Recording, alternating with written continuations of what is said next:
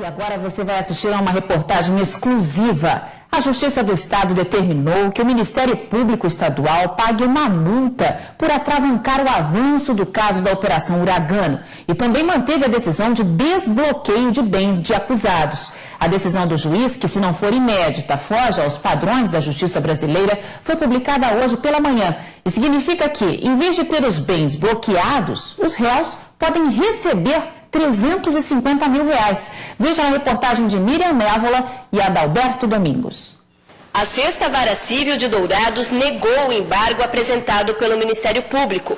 Há 10 dias, o juiz José Domingues Filho considerou que as provas coletadas na Operação Uragano não eram suficientes para comprovar a culpa dos acusados no que diz respeito à área civil e mandou desbloquear os bens dos réus. Na semana seguinte, o Ministério Público contestou a decisão do magistrado e pediu esclarecimentos. Hoje, a Justiça respondeu aos questionamentos da promotoria. Ailton Estropa é advogado de 4 réus. Ele explica que, na decisão, o juiz afirma que o Ministério Público não tinha motivos para pedir explicações à Justiça.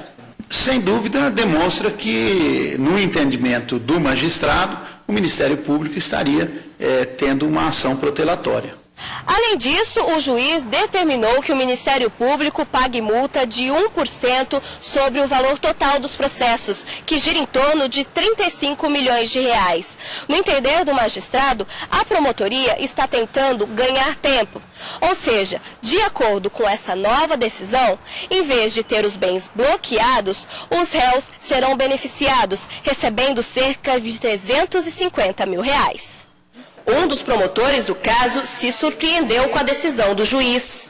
E esse valor seria pago pelo Estado de Mato Grosso do Sul, ou seja, além de dificultar o ressarcimento ao erário municipal, agora também se aplica uma multa que, na verdade, quem vai acabar pagando é o próprio povo.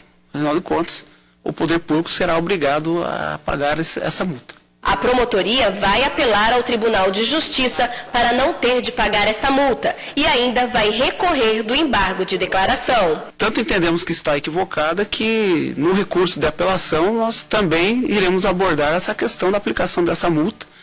Nós entendemos que não é cabível e temos absoluta certeza que o Tribunal de Justiça vai reverter essa situação.